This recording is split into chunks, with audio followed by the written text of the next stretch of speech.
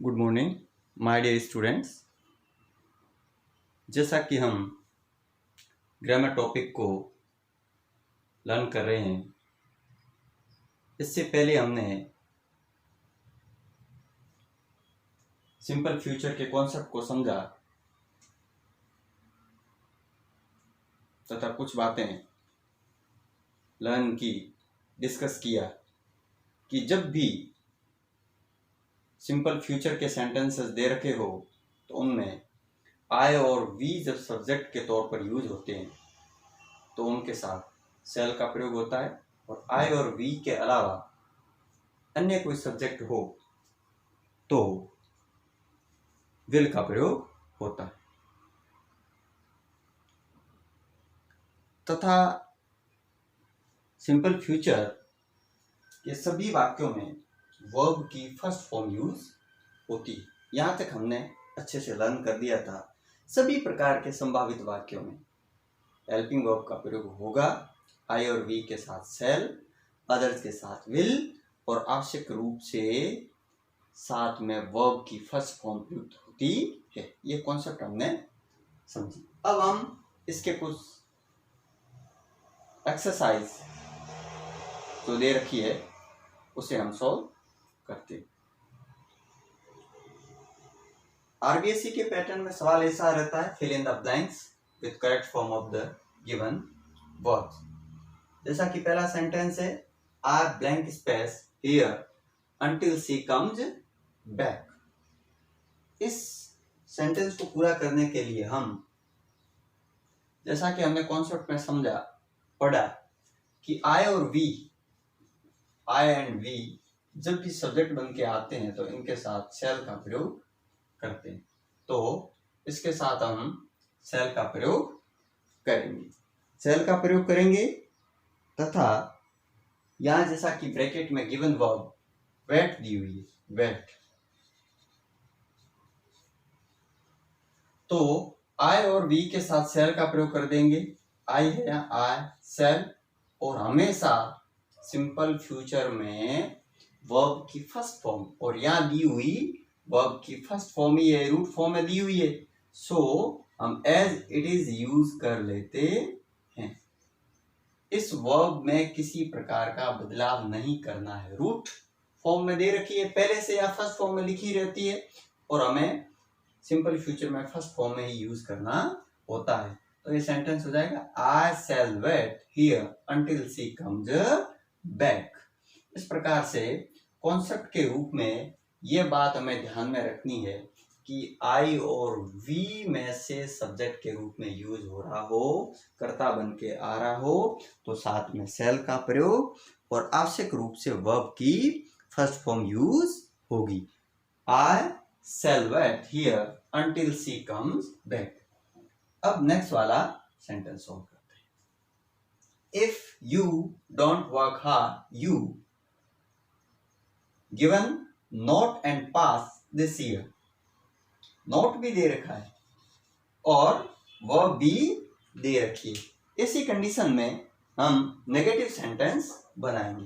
तो negative sentence बनाने के लिए हमने अच्छी तरीके से ये पढ़ा कि इसमें हेल्पिंग वर्ब के बाद नोट का प्रयोग होता है। हेल्पिंग वर्ब के बाद नोट का प्रयोग करना है। या हमारी हेल्पिंग वर्ब सिंपल फ्यूचर में आई और वी के साथ, आई एंड वी के साथ सेल, अदर के साथ विल, तो यू के साथ किसका प्रयोग होगा?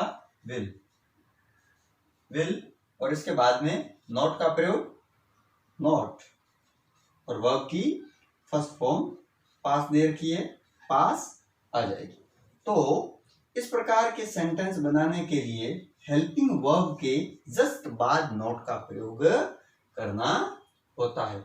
हेल्पिंग वर्ब के जस्ट बाद, यहां विल आ रही है, यू विल नॉट पास, अर्थात हेल्पिंग वर्ब के बाद में नॉट का प्रयोग करना होता है, ये ध्यान रखना। अब पहले हमने ये भी पढ़ा था कि हेल्पिंग वर्ब के साथ नॉट के प्रयोग को हम संक्षिप्त रूप में भी लिख सकते हैं। संक्षिप्त रूप में लिखते हैं तो विल नॉट को, जो विल नॉट होता है, इसे हम वॉन्ट WON''T के रूप में भी देखते हैं। तो आप चाहे तो ऐसा भी लिख सकते हैं। कई बार हमें सेंटेंस में इस फॉर्म में भी लिखा हुआ मिलता है। तो ये विल नॉट का संक्षिप्त रूप है। शैल नॉट का संक्षिप्त रूप, शैल नॉट का संक्षिप्त रूप होता है सान, SSAN''T। हम इससे भी लिख सकते हैं, जहां जरूरत पड़ेगी जहां शैल आएगा वहां हम इसे यूज करके दिखाएंगे। और तो ये सेंटेंस हमारा पूरा हो गया। If you don't work hard you will not pass और you won't pass this year, दूसरा हो गया। Next sentence number 3, he given verb is know about it tonight. वही कॉन्सेप्ट कहां में लेनी है, आई और वी के साथ सेल, अदर के साथ विल। तो ई के साथ आ जाएगा will, he will know, he will know about it tonight. Simple future में सभी वाक्यों में हेल्पिंग वर्ब का प्रयोग करना है, चाहे अफर्मेटिव हो, इंटरोगेटिव हो, नेगेटिव हो, सभी में हेल्पिंग वर्ब का प्रयोग करना है। और साथ में आवश्यक रूप से वर्ब की फर्स्ट फॉर्म यूज होती है। जैसा कि इस सेंटेंस में हमने ही के साथ विल का प्रयोग किया है और विल के साथ वर्ब की फर्स्ट फॉर्म नो आ रही, he will know about it tonight. अब हम बढ़ते हैं नेक्स्ट सेंटेंस की ओर, sentence number 4, you believe it when you see it. तो यू के साथ किसका प्रयोग होगा, यू सब्जेक्ट है तो आई और वी के साथ सेल, अदर के साथ विल, यहां भी will. You will believe, you will believe it when you see it. तो यहां भी हमने जो हेल्पिंग वर्ब है वो यू के अनुसार विल का प्रयोग और साथ में वर्ब की फर्स्ट फॉर्म, बिलीव की first form as it is यहां से यहां प्रयुक्त की है। तो इस प्रकार से इस टेंस में जो सभी बनने वाले सेंटेंस होते हैं उनमें हम हेल्पिंग वर्ब का प्रयोग करते हैं और हेल्पिंग वर्ब के साथ मुख्य क्रिया की फर्स्ट फॉर्म का में लेते हैं। इसका आप स्क्रीनशॉट ले लें, नोटबुक में अच्छी तरीके से, जो आप ग्रामर की नोटबुक मेंटेन कर रहे हैं उसमें इसको लिख लें अच्छे से। और जितने भी वीडियो हमारे पहले बने हैं उन्हें आप अच्छी तरीके से लर्न करें, समझे, बार बार से उनको देखें, सीक्वेंस से देखें, ताकि सारी जो टेंस की हम सीरीज जो चला रहे हैं उसके कॉन्सेप्ट आपको अच्छे से समझ में आ जाए। ये हमारा लेसन नंबर 19 है, 19वां लेसन है। इससे पहले जो पूरे जो लेसन रिकॉर्ड होकर आप तक आ चुके हैं, आप उन्हें अच्छी तरीके से पढ़ें, समझें, सीखें। इसका स्क्रीनशॉट ले लें, फिर हम अगले सेंटेंस और करते हैं। नेक्स्ट सेंटेंस में I have turned out the light, blank space, it blank space matter.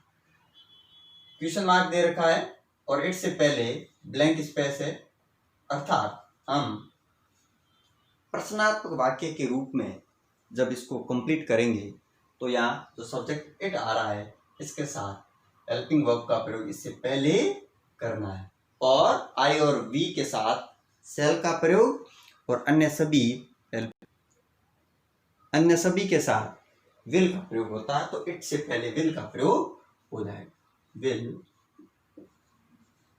और हमेशा सिंपल फ्यूचर में वर्ब की फर्स्ट फॉर्म यूज होती है, तो first form as it is use हो जाएगी। I have turn out the light, will it matter से सेंटेंस पूरा होगा। Next sentence number 6, I blank space given verb is remember you. तो हमने अच्छे से ये कॉन्सेप्ट में पढ़ा कि आई और वी जब सब्जेक्ट बन के आते हैं तो इनके साथ सेल का प्रयोग, तो सेल का प्रयोग कर दें, सेल। और वर्ब की फर्स्ट फॉर्म जो दे रखी है, क्रिया का प्रथम रूप जो दे रखा है, उसे वैसा का वैसा बिना किसी बदलाव किए यहां लिखना है।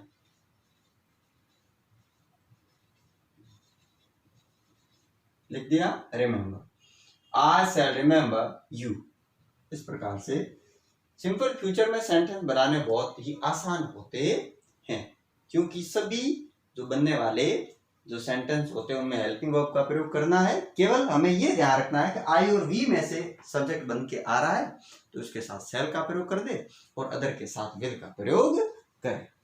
तो हमने इस सेंटेंस को पूरा किया, I shall remember you. Next sentence number 7, she blank space be back by 10:30। तो सी के साथ हेल्पिंग वर्ब विल का प्रयोग होगा, क्योंकि आई और बी के साथ सेल, अदर के साथ विल, तो या विल का प्रयोग कर दे।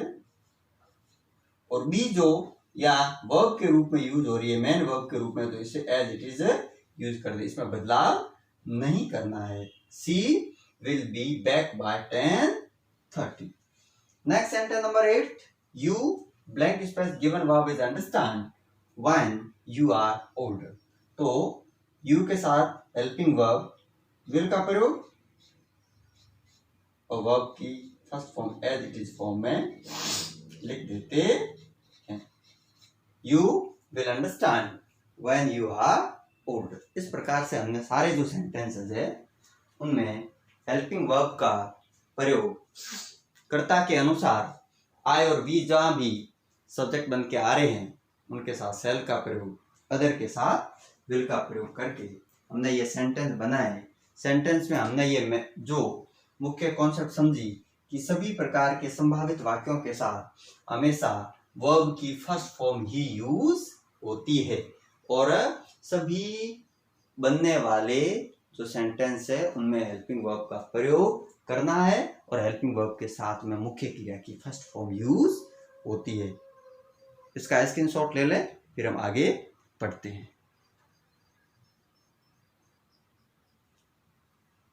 जैसा कि हमने इस टेंस के कॉन्सेप्ट में जब पढ़ा तो ये बातें हमने पढ़ी थी कि जब भविष्य में घटित होने वाली घटना स्वेच्छा, उद्देश्य या संभावना से प्रभावित नहीं होती हो तो उसे हम प्योर फ्यूचर के नाम से जानते हैं। ऐसे कार्यों को व्यक्त करने के लिए इस टेंस फॉर्म का प्रयोग किया जाता है। जैसा कि रिटन सेंटेंस है, tomorrow will be Monday. Second sentence, I shall be 30 next birthday. And next sentence is how long will the work take? इस प्रकार के सेंटेंस ये कभी भी भविष्य में घटित होने वाली ये ऐसी घटना है जो हमारी स्वेच्छा से या हम उद्देश्य या संभावना के रूप में ये प्रभावित नहीं होती है, तो इन्हें प्योर फ्यूचर के नाम से जानते हैं और इनमें जनरली इस टेंस का सिंपल फ्यूचर का प्रयोग करते हैं।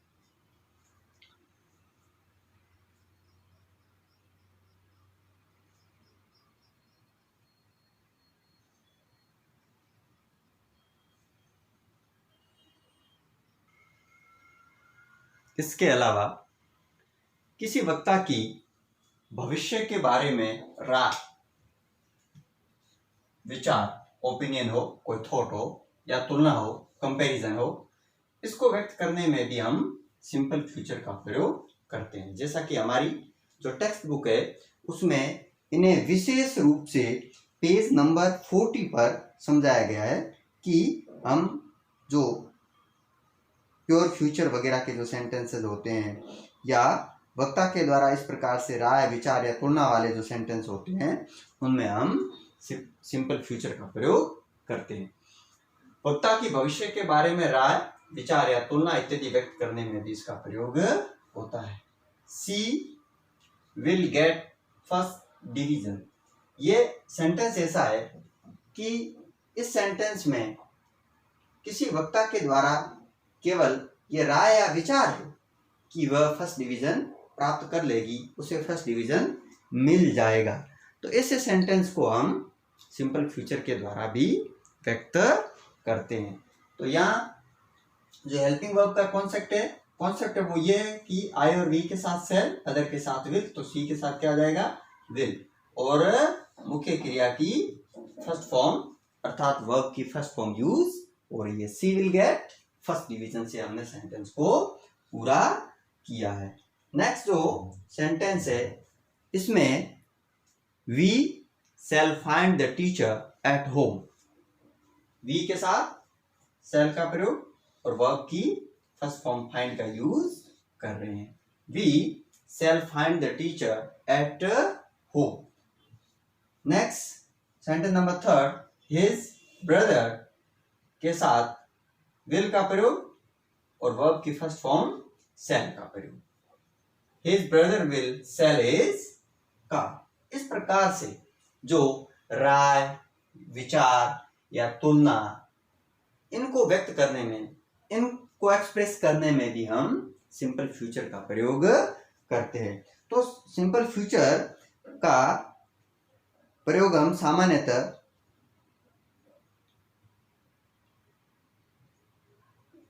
ऐसी कंडीशन में जब भविष्य में घटित होने वाली घटना, जैसा कि हमने पहले इसके बारे में पढ़ा भी था कि स्वेच्छा या उद्देश्य या संभावना से प्रभावित नहीं होती हो, उसे हम जनरली प्योर फ्यूचर कहते हैं। और इसमें सिंपल फ्यूचर वाले जो ये रूल्स है उनके अनुसार हम सेंटेंस बनाते हैं। ऐसे कार्यों को व्यक्त करने के लिए सिंपल फ्यूचर टेंस का ही प्रयोग होता है। जैसे कि पॉपुलर जो हमारा इसका एग्जाम्पल था वो ये था कि टुमारो विल बी मंडे, कल मंडे होगा। मतलब ये न तो हम इसे विलिंगनेस, इंटेंशन या लाइक्लीहुड के द्वारा इसे बदला नहीं जा सकता, ये प्रभावित नहीं होता है। अतः ऐसी कंडीशन में हम सिंपल फ्यूचर टेंस यूज करते हैं। तो अच्छे से एक बार और रिवाइज कर लें कि स्वेच्छा, उद्देश्य या संभावना से जो भविष्य में होने वाली घटनाएं प्रभावित नहीं होती हो उसे हम प्योर फ्यूचर के नाम से जानते हैं। और इसे लिखने के लिए हम हेल्पिंग वर्ब शैल या विल प्लस वर्ब की फर्स्ट फॉर्म यूज करते हैं। जैसे कि tomorrow will be Monday, I shall be 30 next birthday, he will be 18 June, how long will the work take, will there be time to visit both the museum. इस प्रकार के जो sentence है उन्हें हम इस सिंपल फ्यूचर के नियमानुसार लिखते हैं। दूसरा, वक्ता की भविष्य के बारे में राय, विचार, तुलना इत्यादि व्यक्त करने में होता है। She will get first division, ये किसी वक्ता का राय या विचार है। सो सी के साथ हमने हेल्पिंग वर्ब के रूप में किसका प्रयोग किया? विल का प्रयोग। जैसा कि हमने कॉन्सेप्ट में समझा कि आई और वी आते हैं तो सेल, अदर के साथ विल, तो सी के साथ विल का प्रयोग हो गया। She will get first division. Next वाला sentence, we shall find the teacher at home, we के साथ शैल का प्रयोग। Next sentence number third, his brother will sell his car. इसका स्क्रीनशॉट ले लें, नोटबुक में आप लिख लें, फिर आगे और पढ़ते हैं।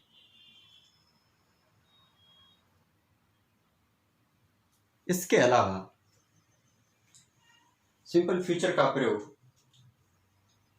फ्यूचर के उन हैबिचुअल एक्शन के साथ किया जा सकता है जो हमारे विचार से भविष्य में हो सकते हैं, हैपन होने की संभावना रहती है, पॉसिबिलिटी रहती है।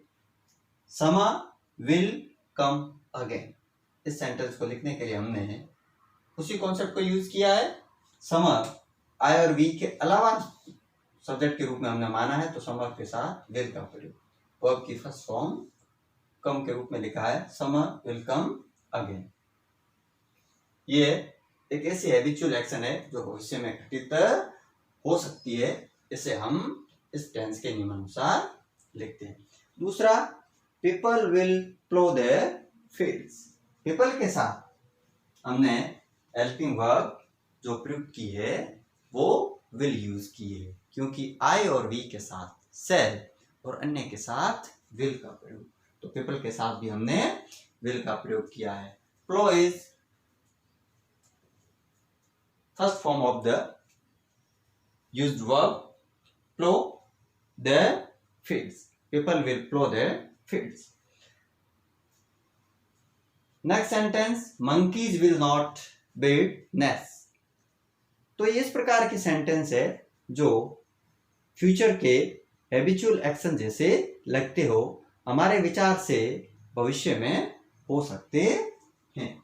तो इस प्रकार के सेंटेंसेस हम सामान्यतः सिंपल फ्यूचर अर्थात हेल्पिंग वर्ब शैल या विल का प्रयोग करके और साथ में वर्ब की फर्स्ट फॉर्म का प्रयोग करके लिखते हैं। तो हमने मुख्य रूप से जो इसमें जो बातें लर्न की, जो बातें हमने सीखी, उन्हें एक बार से दोबारा से रिवाइज कर लेते हैं कि इस टेंस में सभी जो संभावित वाक्य हैं, जो सेंटेंसेस हम बनाते हैं पॉसिबल है, उन सभी सेंटेंसेस में हेल्पिंग वर्ब का प्रयोग करना है। और हेल्पिंग वर्ब का यह कॉन्सेप्ट है कि आई और वी के साथ शैल का प्रयोग और अन्य सभी प्रकार के कर्ताओं के साथ विल का प्रयोग करना है। और आवश्यक रूप से ये ध्यान रखना है कि हेल्पिंग वर्ब के साथ साथ वर्ब की फर्स्ट फॉर्म यूज करनी है, अर्थात रूट फॉर्म, वर्ब की फर्स्ट फॉर्म ही इसमें यूज होगी। सभी जो सेंटेंसेस है उनमें हेल्पिंग वर्ब के साथ साथ वर्ब की फर्स्ट फॉर्म यूज करनी। अब दूसरी बात ये आती है कि इंटरोगेटिव जो सेंटेंस बनेंगे उनमें हम हेल्पिंग वर्ब शैल या विल जो भी हम कंसीडर कर रहे हैं आने वाले कर्ता के अनुसार ये हेल्पिंग वर्ब सब्जेक्ट से पहले आती है, अर्थात सेंटेंस के बिगिनिंग में या सेंटेंस के शुरुआत में हम इसे लिखते हैं और सभी वाक्यों में मुख्य क्रिया की फर्स्ट फॉर्म यूज होगी। इसके अलावा जो हम अगले जो सेंटेंस बनाते हैं वो होते हैं नेगेटिव सेंटेंस। नेगेटिव सेंटेंस में हम नॉट का प्रयोग करेंगे और नॉट को लिखने का जो तरीका है वो आप इस प्रकार से यूज करते हैं। पहले इसका स्क्रीनशॉट ले लें।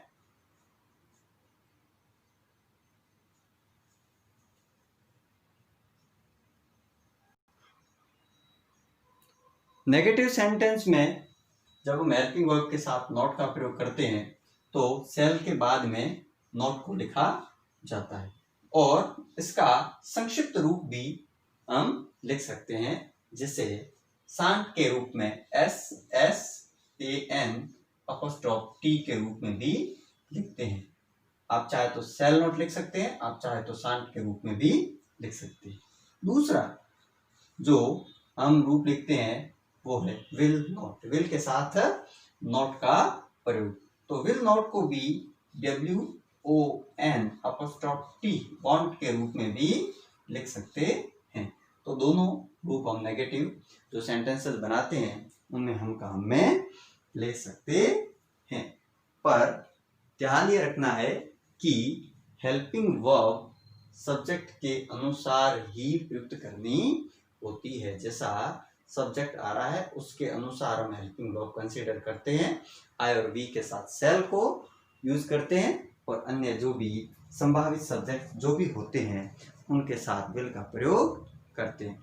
तो मुख्य बातें हमने ये समझी इस टेंस में कि बनने वाले सभी संभावित वाक्यों में हेल्पिंग वर्ब का प्रयोग करना है। आई और वी के साथ शैल, अन्य के साथ विल का प्रयोग करना है। नेगेटिव सेंटेंस में नॉट का प्रयोग करना है और इंटरोगेटिव जो सेंटेंस बनाते हैं उनमें कर्ता के अनुसार आ रही हेल्पिंग वर्ब का प्रयोग कर्ता से पहले करना होता है। और इस टेंस में बनने वाले सभी संभावित वाक्यों में हम हमेशा वर्ब की फर्स्ट फॉर्म अर्थात रूट फॉर्म का ही प्रयोग करते हैं। मुख्य क्रिया की प्रथम रूप फर्स्ट फॉर्म का यूज करते हैं।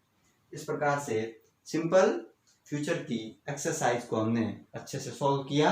आप अच्छी तरीके से इसको रीड करें, लर्न करें। हम अगले जो वीडियोज में अगले टेंस को पढ़ेंगे। तब तक के लिए थैंक यू।